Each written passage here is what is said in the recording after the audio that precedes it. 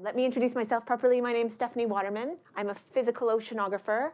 I'm interested in small-scale ocean turbulence inside the stratified ocean interior and the mixing that generates. And I guess primarily we think that turbulence is coming from the breaking of the internal gravity wave field, and so that's the connection here to this meeting on wave turbulence. But that's not exclusively the mechanisms that generate turbulence in the stratified interior. Since moving to the University of British Columbia, about 10 years ago, I started to apply my interests in ocean turbulence and mixing to the very unique mixing environment of the Arctic Ocean. And so that's actually the work that I'd like to talk to you about today. This is very much an overview talk. I get the sense that you're not all physical oceanographers in this room. And so I will try to spend a lot of time giving some background about the way we think about it and the questions that we ask. And then in the second half of the talk, I'll show some very high-level kind of results from a collection of studies. And these studies have primarily been led by students and postdocs in my group over the last 10 years. And I acknowledge them here, and I want to acknowledge all the very valuable contributions that they've made to the results that I'm going to show today. These results have benefited enormously from the contributions of a large number of highly valued collaborators. I'm going to list them at the end. They're too numerous to list here. As I say, I know we're not all physical oceanographers, so if you have questions as we go, please don't hesitate to stop and ask. I would much rather you understand a little bit about what I'm saying than to get to the end. Okay, so with that, let's begin. Okay, so I'm going to start with a preamble and admit up front that for the purpose of this talk, I care about wave turbulence because it's the key process that generates irreversible mixing in the ocean. So oceanographers, we care a lot about mixing. It's a key mechanism by which different water properties that we care about, heat, fresh water, dissolved gases like oxygen and carbon dioxide, pollutants, how they're redistributed in the ocean. And we care specifically about mixing at the smallest turbulent scales because it's motions at these scales that are responsible for dissipating the kinetic energy of the circulation and for changing water properties irreversibly by mixing. This small-scale turbulent mixing is also very important for the transport of water properties vertically or across the density surfaces in the ocean. It's relatively easy for ocean motions to stir properties along density surfaces, relatively difficult for it to flux properties across the density surfaces. And so turbulent mixing is one way in which we can make these vertical transports, which are very important. Okay, so because of this, turbulent ocean mixing is important for how the oceans work in the broadest sense. They influence ocean circulation by dissipating energy and mixing momentum. They're very important for marine productivity because it's turbulent mixing that brings the nutrients from deeper in the water column where they're plentiful up to the sunlit waters above where they can be used by the ocean's primary producers. And it's important for weather and climate by redistributing heat and carbon between the surface ocean and the deep ocean, and critically for transforming the densities of waters and therefore playing a role in this density-driven circulation. Okay. So the kinds of questions that I'm interested in, again, for the purposes of this talk related to wave turbulence, are questions like this. So what processes generate the turbulence inside the stratified ocean interior? If this is internal wave breaking, what are the details of those processes? I'm interested in when, where, and how often do these processes occur? I'm critically interested in how much mixing these processes generate. Practically, I'm interested in how we can best represent the effects of these mixing in large-scale ocean and climate models that do not resolve the scales of the processes that are generating the mixing. And then more recently, I've been interested in the question about how the Arctic Ocean, which is a unique mixing environment in many ways, I'll go on about that in a minute, how this picture might look different there. Okay? Okay, so this brings me to the official start of my talk, and so this is an overview. The first part, I'm going to introduce you to Arctic Ocean mixing. I'm going to say a little bit more about why it matters in the Arctic context. I'm going to describe a little bit about what we think we know about mixing in the ocean interior. I'm going to talk a lot about things that we don't know. And then in the second part of my talk, I'll talk more about our work in particular. I will frame this work kind of with some overarching goals, and I'll spend some time talking about the tools and methods we use to try to address those goals. And then I will give you 4 kind of big picture key results about things that we're learning from this work, and show you some highlights of the results that support those conclusions. Towards the end, I might ask the dangerous question, does it all matter? And then at the end, I will summarize and maybe pose some questions to you to deflect questions from me. Okay. Okay, so this was in my preamble. Oceanographers care about mixing for a lot of important and good reasons. I'll talk a little bit about the Arctic context in particular. So mixing has a pretty big role, a large role to play in the Arctic context, because it needs to compete with some very strong stratifying processes that are acting to stratify the water column in this environment. So a lot of freshwater surface inputs, all right, makes a highly stratified water column. The intensity of solar heating is very influential in the summer for this water column. So we have strong stratifying processes, and it's really the competition between those stratifying influences and the mixing that sets the overall density stratification of that water column. And density stratification matters for everything, so it impacts physics, ocean biology, and ocean chemistry. In recent years, mixing in the Arctic Ocean water column has been a hot topic because of its potential to maybe deliver heat, which is stored subsurface in the Arctic water column. This is a salt stratified column, and so we have a significant store of heat that's associated with Atlantic-derived water in the Arctic Ocean. And people are interested in the question, under what conditions could this heat be mixed upwards to the surface layers and play a role in melting sea ice from below? It's also very important to the questions about the changing dynamics of primary productivity in the Arctic Ocean. So particularly with changes in sea ice, the dynamics of primary productivity are changing in this basin. And a key control over how those things can change is the delivery of nutrients from these deeper waters where they're plentiful. And again, this turbulent mixing, transporting these nutrients vertically is an important control on that.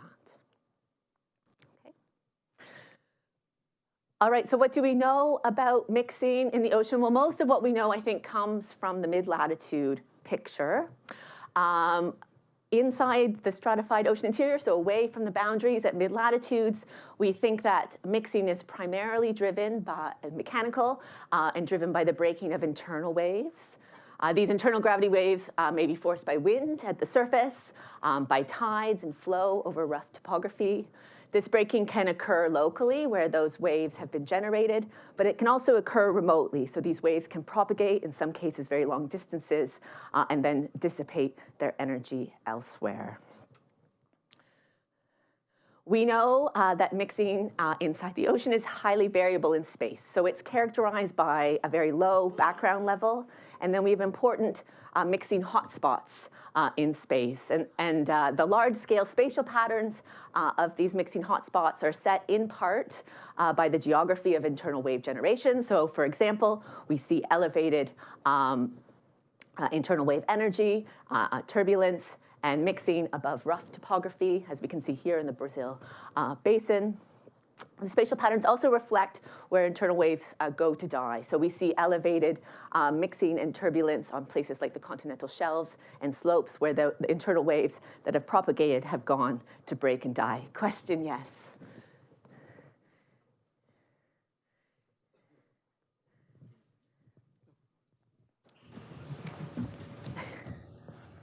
Yes, sorry, it's a very stupid question. I love it. Can you define mixing? What? Yeah, mixing is it's the irreversible change of water properties. So if I have 2 water parcels, one is warm and salty, the other one is cold and fresh, I can stir those water parcels, but in order to mix them, I'm actually creating a new water mass, a new type of water with a different temperature and salinity and density.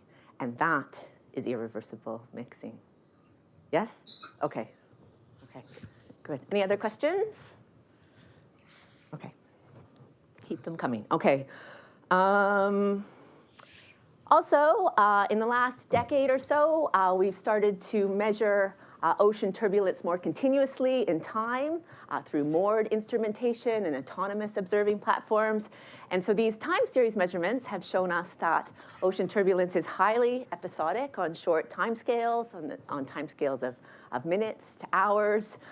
It shows very large variability, multiple order of magnitude variability on timescales of days to weeks. And more indirect estimates of ocean turbulence suggest that there's also important lower frequency variability at seasonal timescales and beyond. And then finally, we think that this patchy mixing does matter to large-scale kind of ocean functioning. Model experiments show that both the predictions of the large-scale ocean state and the predictions for future change are sensitive to how we prescribe the space-time distribution of background mixing in important ways. Okay. All right. So what do we know about mixing in the Arctic Ocean? Well, we know that mixing in the Arctic Ocean is different than the mid-latitude ocean picture. And a key reason for that is that the mixing environment is different in this ocean compared to mid-latitudes. A key reason for that, first, is the presence of sea ice. So sea ice will shield the ocean from the direct input of energy and momentum from the winds. And as a consequence, it prevents or slows the wind generation of near inertial waves, which is a key source of internal wave energy for the oceans. We also know that the sea ice plays a role in damping internal waves that propagate up from the ocean interior to the surface. And so for both these reasons, we tend to find internal wave energy levels in the Arctic Ocean that are significantly lower than ice-free oceans, typically 2 orders of magnitude lower internal wave energies.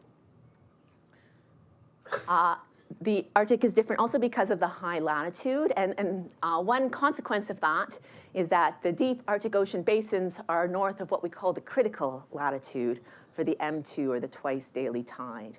What it means to be north, the critical latitude means that the internal tide at that tidal frequency cannot propagate as a wave. Instead, it's trapped locally and it dissipates locally. And this is another reason why internal wave energy in the Arctic is lower. Third, we know that this water column is characterized by very high stratification, particularly in the upper layers, due to the presence of fresh water. And so this very strong stratification in the upper layers it's a barrier that shields mixing below the surface mix layer. And this is the primary reason why all the heat in the Atlantic water layer remains trapped down there, because it can't actually mix above this very strong stratification layer associated with what we call the halicline. Okay.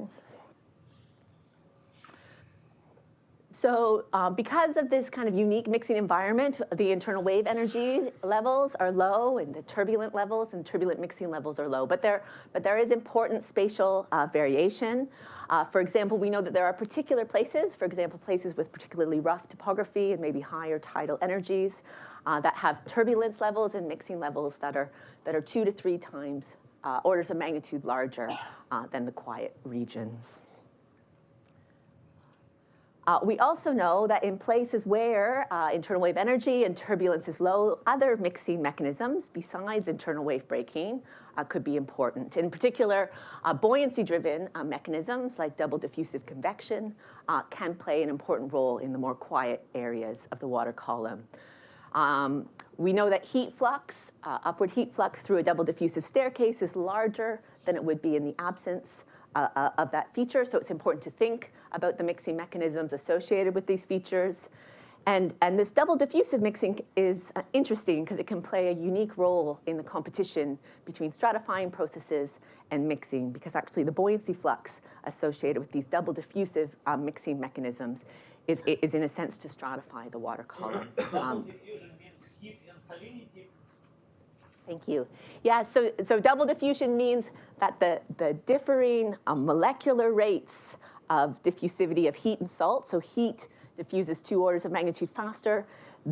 The fact that these two scalars are diffusing at different rates can set up kind of a convection activity. It results in these beautiful staircase features in the temperature and salinity profiles. And those staircases we see as evidence of this double diffusive convection mixing mechanism being active. Thank you for the question. Yeah, yeah.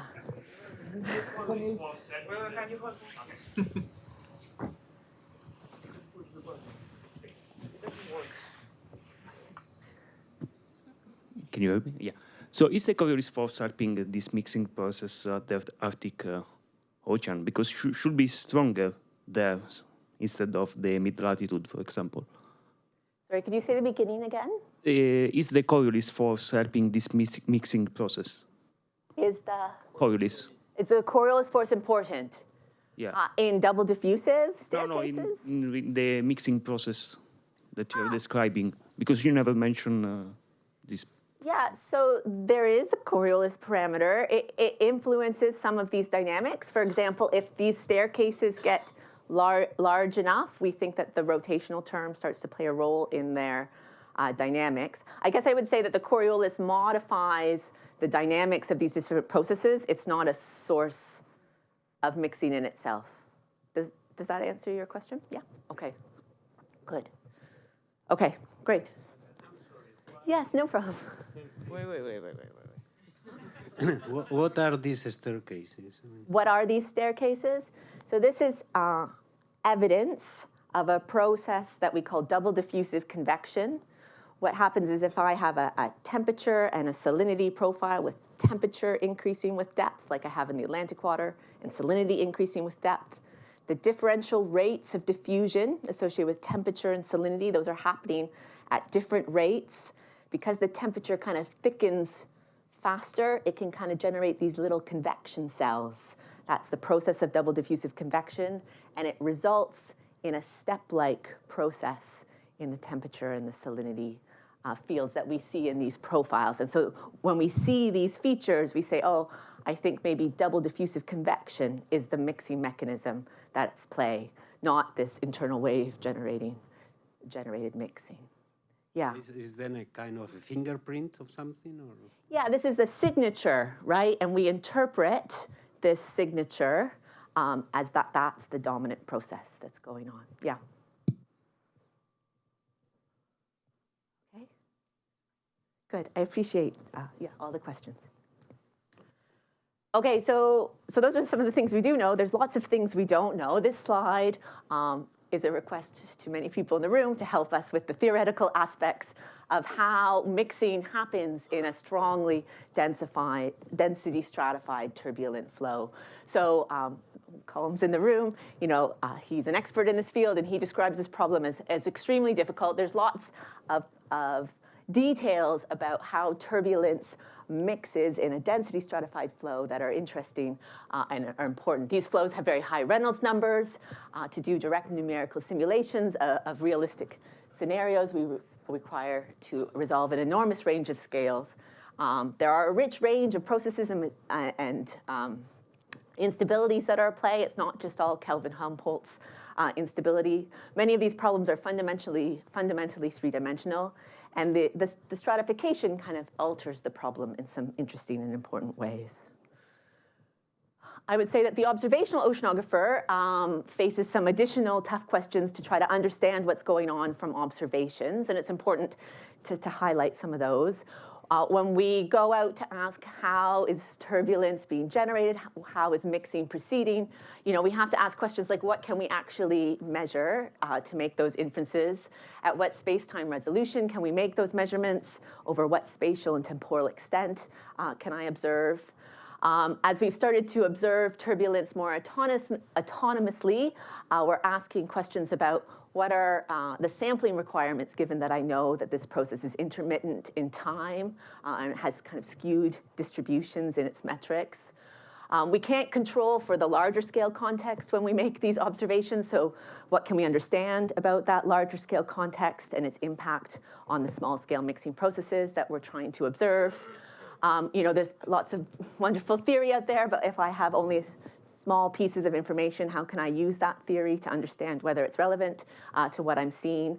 And then, practically, what matters, if at the end of the day I care about the large-scale ocean functioning, what details matter and what details are just interesting, yeah. Okay, so I'm going to argue that a key limitation to our understanding of ocean mixing is a scarcity of ocean measurements. So measuring ocean turbulence is challenging. Traditionally, it's been very time-consuming, and it's required very specialized ocean observing instrumentation. And as a consequence, what we call direct measurements of ocean turbulence, that's measurements of ocean motions on the turbulent length scales and time scales, are very sparse. This is especially true in the Arctic Ocean, all right, where the environment's very harsh, it's very remote, and there's a lot of challenges. And so far, indirect, I'll talk more about indirect methods in a minute, but indirect estimates of turbulence that use larger than turbulent scale observations to infer the turbulence and the mixing rate, so we can see patterns on larger spatial and temporal scales. Until recently, largely these methods have avoided applying these methods in the Arctic region for some good reasons. Yes?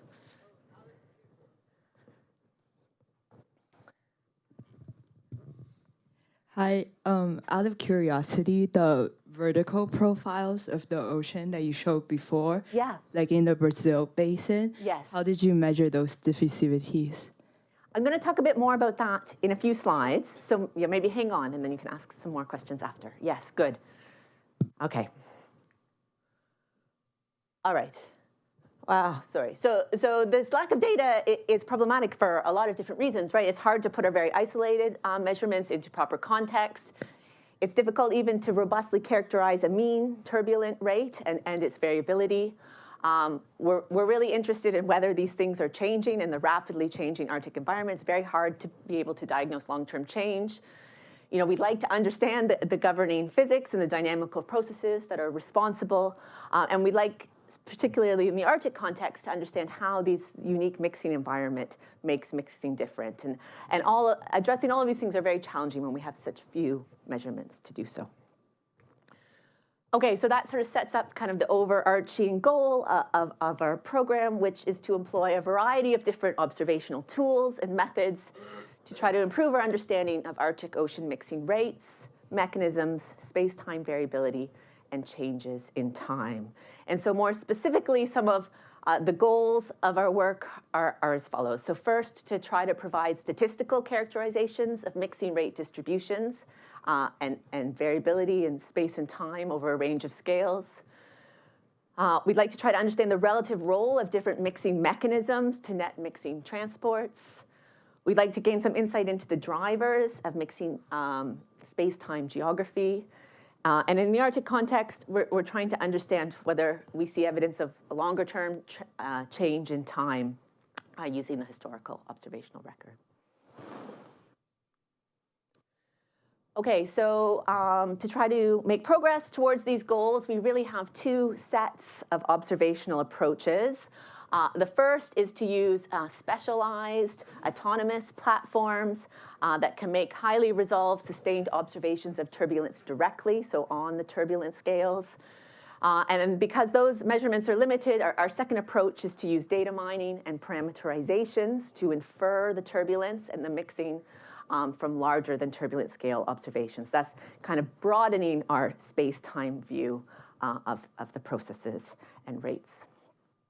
Okay, so I'll talk a little bit about the two approaches now. So the first is to use fancy robots that are specially equipped with specialized instrumentation to measure turbulent intensity directly. So a long-standing member of our research group is an ocean glider, affectionately known as Mike. Okay, so for those of you who aren't familiar, an ocean glider is a class of what we call an autonomous ocean observing platform. All right, so this instrument can be deployed by a ship and go out and do its mission while the ship is off doing other work, and then the ship can collect the glider at the end of the cruise. Gliders, they don't have motors, so they're propelled by adjusting their buoyancy in this stratified water column to make them go up and down. And then they stick these two wings on it to turn that vertical component of that vertical motion into horizontal motion. So these platforms sample the ocean in kind of a sawtooth pattern like this. Gliders are controllable in the sense that they can navigate to predefined waypoints via an internal compass and some accelerometers, and they can adjust their heading with a small tail fin at the back. We instrument these gliders with a suite of different sensors to measure different water properties of interest, things like temperature and salinity, dissolved oxygen concentration, the concentration of chlorophyll A, for example. And we program these gliders to surface at predetermined intervals where they communicate with the satellites. They can send their data back home, and we can send them updated instructions.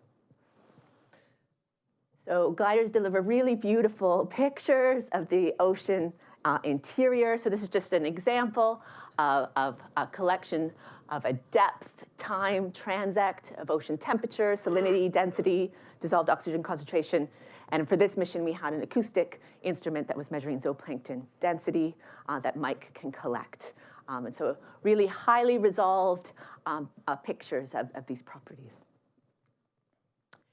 Now, you can make a glider a turbulence sensing glider by tacking on one of these specialized turbulence sensing instruments on top of this beautifully hydrodynamic vehicle. So this turbulence sensing package is specialized instrumentation. It's making very rapid observations of velocity shear and temperature at very high frequency at 512 hertz. And so these very high frequency measurements allows us to measure fluctuations in temperature and velocity shear on the turbulence scales. And so what we can do with those high frequency measurements of shear and temperature is that we can compute shear and scalar gradient spectra, and then we measure the turbulent dissipation directly by integrating these spectra over the inertial and viscous subranges. Okay? Gliders have been kind of in routine use for probably over 2 decades now, but still they're proving to be really excellent turbulence observing platforms because they're high endurance, they're low noise, and they make multi-dimensional or multi-parameter measurements. So they can collect kind of sustained and high density observations of turbulence. So that's nice to start to think about resolving the statistics of some of these turbulent metrics. They can, because they are very quiet, no motor, they're very quiet platforms, they can resolve very low turbulence levels, which is especially important for the Arctic Ocean context. And then they're also making coincident measurements of the other properties of the water at the same time and place. So that's very useful if we want to understand a little bit about maybe the generation mechanisms of the turbulence or how that turbulence might be mixing properties of interest, okay? So the use of turbulence measuring platforms like this are still relatively novel, and I think they have really great potential to increase our understanding of ocean turbulence. Largely untapped. Okay. All right, so far we've had 2 successful turbulence sensing gliding missions in the Western Arctic Ocean, north of Canada. The first was in the Amundsen Gulf Shelf Sea, so this is like the shelf slope of the Canada Basin. That was in September 2015. Mike was out for 11 days, and he covered a track of 185 kilometers during this time, collecting 345 conductivity, temperature, and depth measurements, so to quantify the temperature, salinity, and density structure of the water column, all right, along with these turbulent microstructure profiles of turbulent scale shear and temperature fluctuations. All right, just last summer, we finally successfully got to the deep Beaufort Gyre. We were out for 17 days. He covered a track of 180 kilometers and collected 218 of these profiles. These are some of the beautiful pictures that he delivers of the interior Arctic Ocean water column, stratification on the top. And here is a section of what I'm labeling here as turbulent intensity. It's the TKA dissipation rate that we infer from the integration of those shear and temperature gradient spectra. All right, when there is no turbulence, he also measures these beautifully resolved pictures of these thermohaline staircases. So this is a profile of temperature as a function of depth and temperature, all right? Depth here is ranging from just less than 10 meters. And these are millimeter scale resolutions of the temperature structure. And we can see the little wiggles inside the mixed layers of these thermohaline staircases, which is really beautiful. Yes? Yeah, but the jumps seem to be quite ordered, right? I mean, Say again, sorry? the distance between one jump and the next seems to be deterministic, or Oh, you mean what?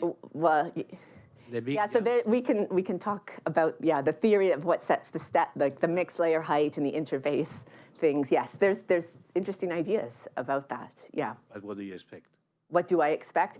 The size of these steps is going to be a function of the background gradients of temperature and salinity. So there's a non-dimensional parameter called the density gradient ratio. It's like how much temperature is contributing to density gradient versus salinity. That gets you a long way to predicting kind of the dynamics of these steps. Yeah, I can talk more about them later. Okay, good. Okay. All right, so those are the direct measurements, and they're fabulous, but we only have them limited time and limited place. And so to get a broader view, we have a second approach, which is to take the historical observational record and to try to infer things about turbulence and mixing, all right, from these larger than turbulent scale observations using mixing parameterizations. And so the first that we apply is valid when we think it's internal wave breaking that's generating this mixing. This parameterization is called the fine scale parameterization, and it's a model for internal wave-driven mixing. It converts signatures of the internal waves that we see basically in the wiggles of velocity shear or density stratification, and it interprets that as an energy in the internal wave field. And it's a model for the rate of downscale energy transfer from the internal wave band to the two turbulent scales. And so then we can use energetics arguments to convert that energy transfer rate from the internal wave scales to the turbulent scales into a turbulent dissipation rate and a turbulent mixing rate. Okay. We've applied this fine scale parameterization to data that we've compiled from a bunch of different sources. I'll just show that briefly. So we started first on the regional scales. We compiled the historic database of temperature and salinity profile measurements that are collected by research vessels in the Canadian shelf and shelf slope waters over a period of about 12 years. So that gave us about 3,000 profiles of temperature and salinity to which we could apply this method and infer something about the internal wave driven mixing rate. We then expanded that to look into the deep ocean basins. There's a collection of profiles of temperature and salinity that have been collected by instruments called the Ice Tethered Profiler Network. These are instruments that are anchored into the moving ice flows, and they move slowly around, and they hang an instrument down below and collect 2 or 4 times daily profiles of temperature and salinity. And they've been profiling for about the last 20 years. Okay, it's a very valuable resource for measurements of the internal water column in the Arctic. All right, so we collected, there's about 125,000 profiles of these over this 17-year period, 2004 to 2019. Again, another source of information that we can look for the wiggles that tell us about the internal wave energy. And then we've also applied this method to time series observations of velocity shear collected by sets of different moorings. So these are moorings that are sonifying the water column and getting information about the velocity structure in depth over a certain range. And so from that velocity shear, again, we can look for wiggles in velocity shear and interpret that as internal waves. And so we've done it for a number of different moorings, some quiet areas like the Beaufort Sea, and some more energetic areas in the archipelago at Nares Strait and Barrow Strait. We have to be important because not all wiggles are internal waves in this environment. And so particularly in the quiet basins where we see these signatures of thermohaline staircases, not appropriate to apply the internal wave-driven mixing parameterization.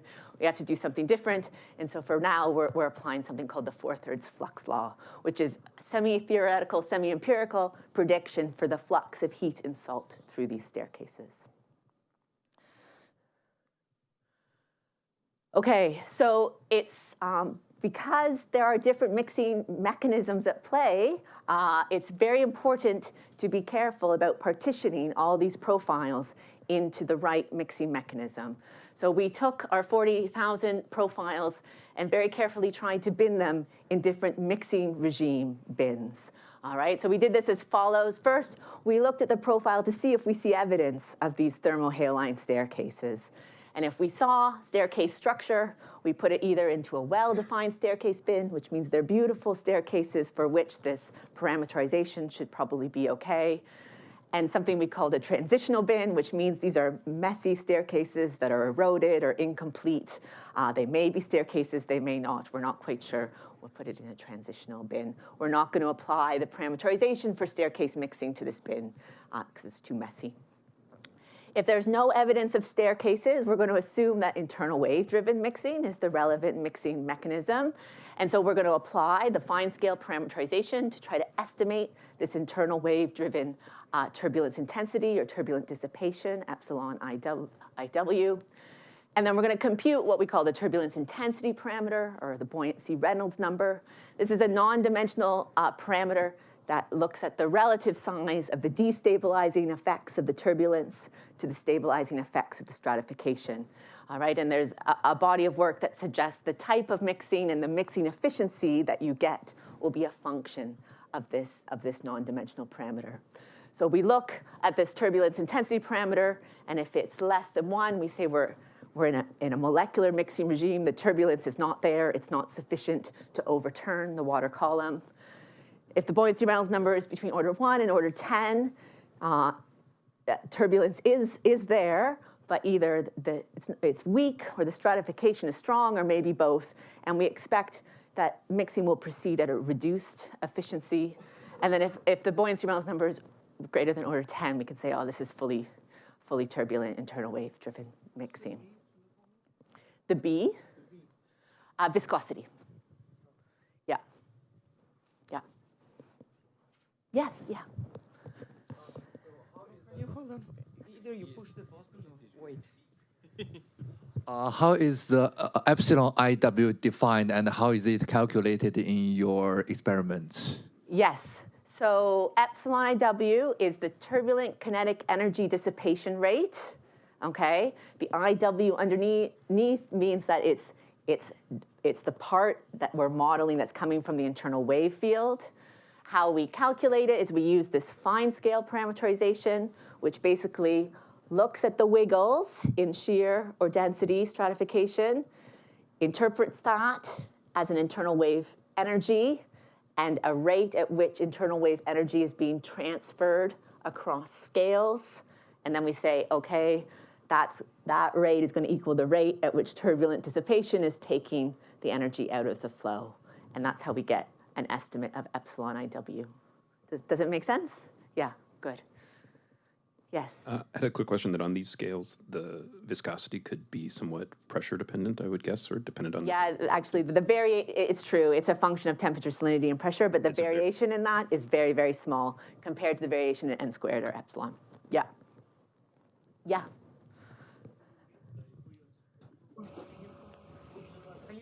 Yeah. Yeah, I can repeat. He said, what do I mean by buoyancy controlled? Yes? So buoyancy controlled means that I have turbulence that's sufficient to overturn the stratification. This number is more than 1, but the turbulence is weak and or the stratification is quite strong. And so we have to, I'm measuring energy dissipation. What I really want is mixing. And so I actually make an assumption about how much of the energy I have available goes to dissipation or goes into mixing. We call that the mixing efficiency.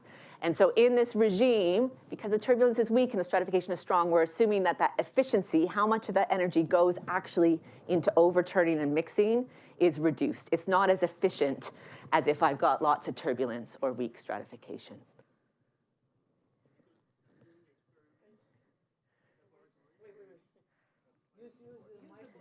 It's supposed to be on, but...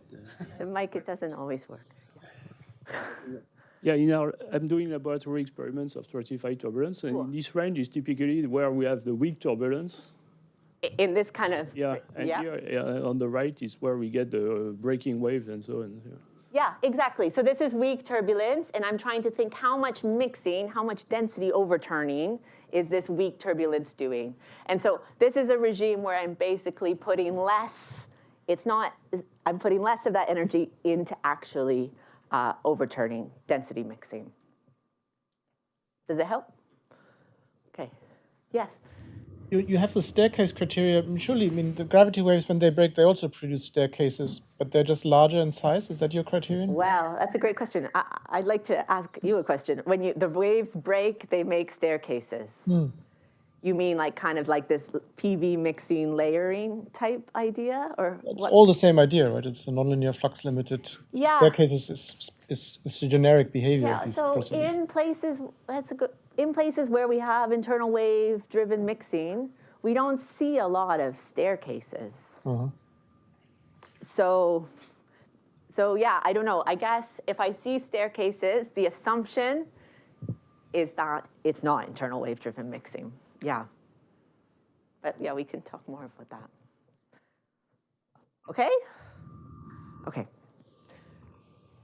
All right, so this partitioning of all the profiles is actually important, or it's interesting, first of all, just to say, okay, how often do I see staircases versus internal wave-driven mixing? And that's certainly something that we do with this exercise.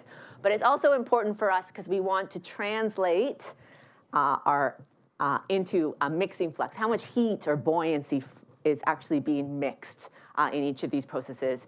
And we have to use regime-specific parameterizations for that. So it was important to partition these different profiles into these different regimes so that we use the right type of parameterization to try to estimate the heat and the buoyancy fluxes, which is what is of interest.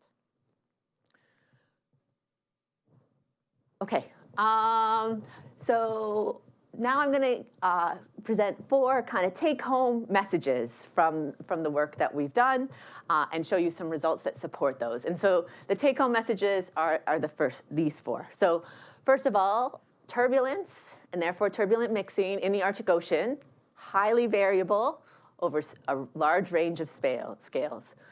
Despite this, perhaps we see evidence of some large-scale patterns, spatial and temporal, that relate to the forcing fields. I'll show you some examples in a minute. The second take-home message is that stratification typically inhibits turbulent mixing. All right, as a consequence, it's rare turbulent outliers that generate most of the mixing that we see. The third message is that in different regions of the space, particularly if you look at the deep basins compared to the shelves and the slopes, they're very different in what mixing mechanisms are at play. And that is like the driving force of what sets the net mixing fluxes in those regions. And then finally, with respect to change in time, there's perhaps some suggestion in these observations that mixing in the central Arctic basins may be increasing over the last 2 decades, both because of stronger, but also because of more prevalent turbulent mixing. So I'll show you some results that support all those next. Okay? So the first key result is that turbulence is highly variable over a large range of scales. First, we can look at the local scale. So these are pictures of our direct measurements of turbulent intensity, or epsilon, collected by the glider. This one's from the Shelf Sea, so it was over 11 days and a spatial scale of about 100 kilometers. And so I'm showing our estimates of epsilon in a few different ways. There's a histogram up there in A. There's mean depth profiles here in B. And then this is the depth along distance transect of that measure of epsilon. And we see it's highly variable. So the estimates span 5 orders of magnitude, but you can see from the shape of the distribution that we clearly have a noise floor issue on the lower end, so the range is probably greater than that. And we see that's highly variable in space. This one region here at the base of the shelf slope, the turbulent intensities are 3 to 4 orders of magnitude higher than most of the other places. And so the variability is highly localized and large. And as a consequence of this large range, our arithmetic mean value is 1 to 2 orders of magnitude higher than the geometric mean value of this field. What is this horizontal axis? This one is epsilon. So this is 10 to the negative 10, 11, and 9. Yeah? Good. All right, so this picture of this large range of variability extends if we zoom out to the regional scale. So now we're relying on these indirect estimates of epsilon. This is a histogram of those indirect estimates of epsilon for the map on the right.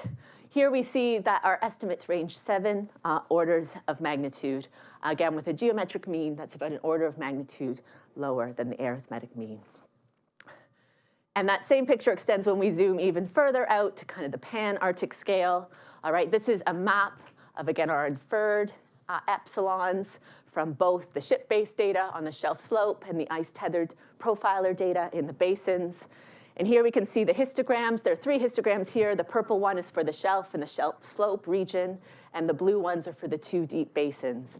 And we can see, again, a large range of orders of magnitude spans, but we do see that there are large-scale regional differences. So the distributions in the deep basins have a geometric mean value 1.5 orders of magnitude smaller than the shelf slope regions.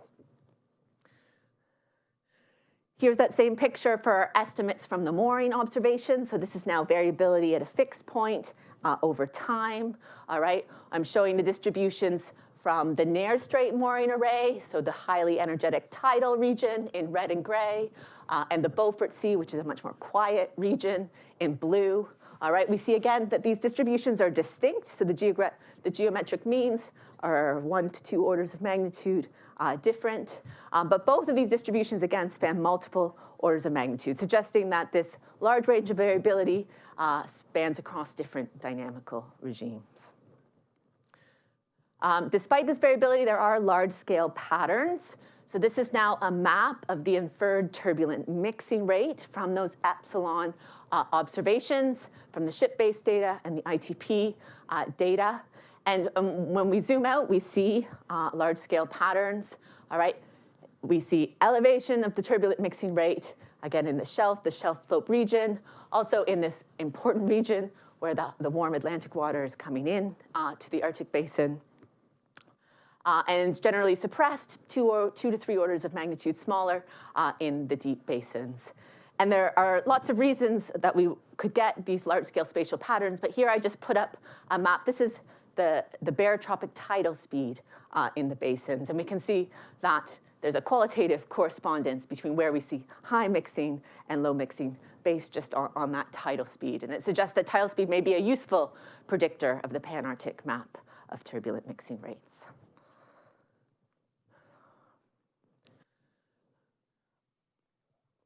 There's evidence in these observations that the tide is important in time variability as well. So here we're zooming back in just to the local scale measurements by the glider. We're treating the epsilon measurements as a time series, and this is a frequency spectra of those measurements. We see this peak that straddles both the local inertial and the M2 tidal frequency. If we look at the polarization of this peak, it does suggest that this is tidal of origin. And so it suggests that the tide plays an important role in modulating the high frequency variability of the mixing rates that we see in this region. I'll skip that. And if we zoom out kind of larger time scales, this is now the top panel is this inferred turbulent intensity from the mooring measurements, a 3-year time series of that. We see a seasonal cycle in these inferences that's related to the seasonal cycle in stratification, which is the second panel, and also relates to the timing of ice breakup in this region, all right, which is being characterized by the bottom 2 time series. Okay, key result number 2. is that stratification typically inhibits turbulent mixing. And this is really thinking about what this turbulent intensity parameter or buoyancy Reynolds number looks like for these observations. So I'll remind you that REB is a measure of the energetic capacity of the turbulence to overcome the stratification. It's the ratio of the turbulent intensity over the stratification. We can argue about what the right thresholds are, but arguably an REB of about 10 separates whether the turbulence is energetic enough to overturn the density stratification and generate mixing. And so this is the REB distribution for the glider measurements, and we see that about 7% of the measurements exceed this threshold. This is the same view now for the mooring measurements. The energetic region is in red, the really quiet region is in blue. All right, we see that in the energetic region, we're in a place where about 50% of these estimates suggest that the turbulence is intense enough to overturn the density stratification, but in the quiet region, maybe only about 5% of those. 5 minutes, yes, I'm getting there.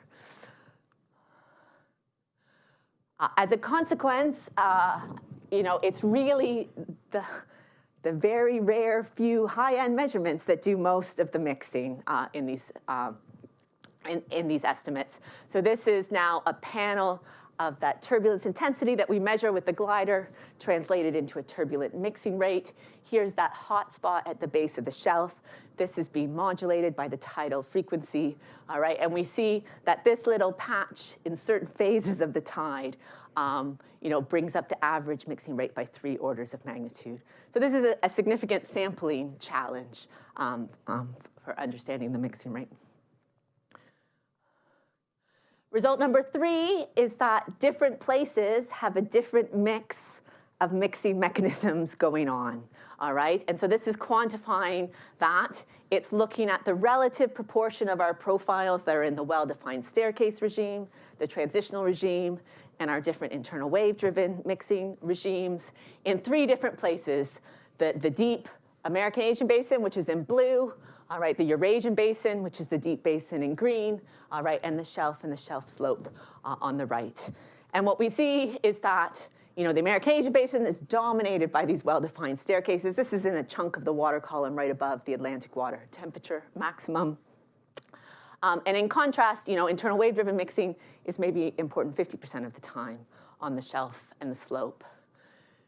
And this matters because the heat fluxes that we infer for these different regimes or their associated diffusivities, all right, we find that they vary a lot across regimes, which are the different colors, compared to how they vary across the different regions. And so a consequence of that is if you care about the heat and the buoyancy fluxes, it really matters how often you have that fully turbulent regime going on. And that is the primary determinant of what sets how much net mixing you get in that region.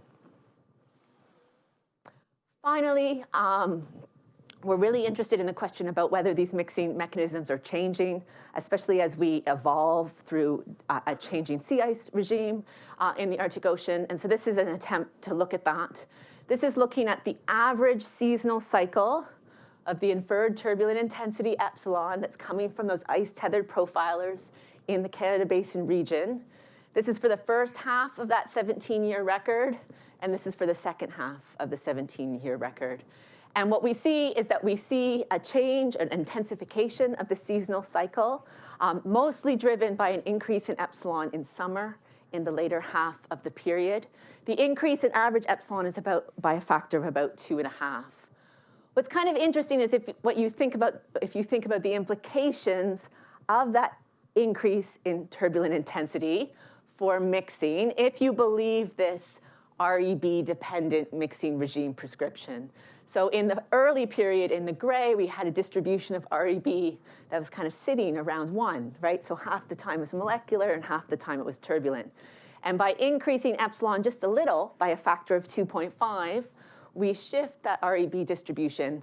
Again, this is where this threshold between what is molecular and what is turbulent will matter a lot, all right? But that could increase mixing a lot if you are going from the molecular regime to the turbulent regime, if it makes sense. Okay, I'm going to skip all that, and I'm just going to put up my summary, and I'll stop. Thank you very much for your attention.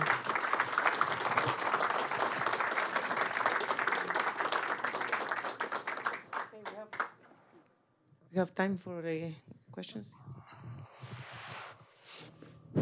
Thank you for the very interesting talk. Are there measurements of the energy spectrum of internal gravity waves in the Arctic? In the Arctic, yes, there are. So we can, both from the vertical shear measurements or from strain, so like fluctuations in density stratification. Sorry, did you say frequency or wave number spectrum? So that frequency. Frequency. Kurt?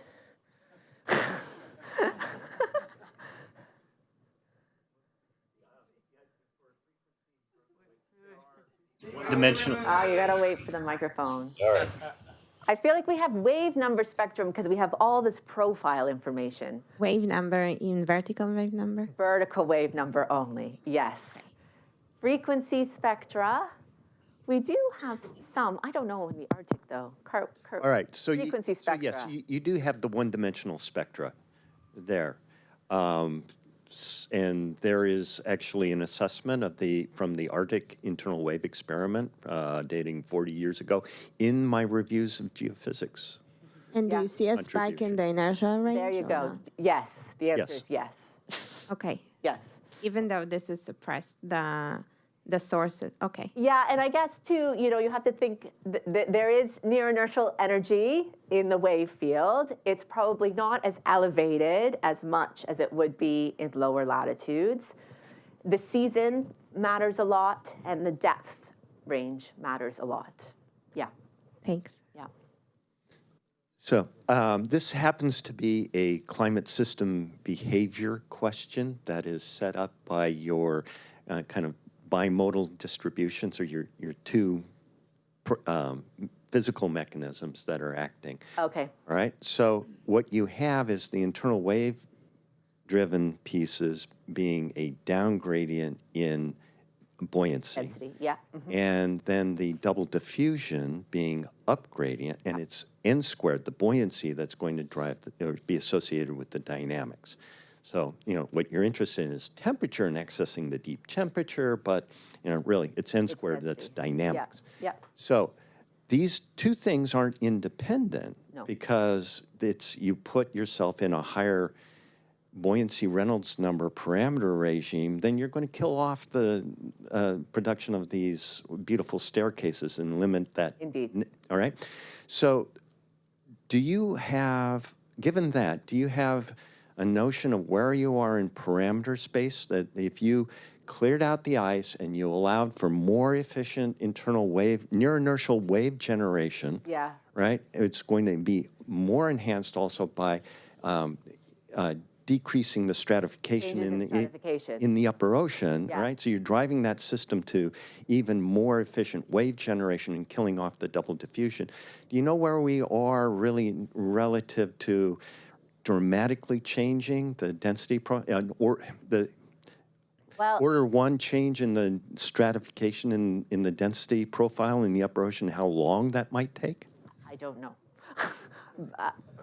But I guess one of the things that kind of I take away from that is, I don't know if this buoyancy Reynolds number is the right way to think about it, but it's interesting that when you do the buoyancy Reynolds number for the ITP data, those two distributions of buoyancy Reynolds number here, all right, this is, it depends on which depth you're at. So this is a chunk of the water column right below the surface mix layer. It was kind of interesting to me that this very crude way of estimating everything, has this buoyancy Reynolds number that's kind of like centered around 1. And so you shift either epsilon by putting more wave energy in, or n squared by changing n squared, different ways. It's if you think the buoyancy Reynolds number is a good framework to think about what regime you're in, I think the answer is you have to change epsilon or n squared enough to imprint on your buoyancy Reynolds number and take it from order 1 to maybe order 10.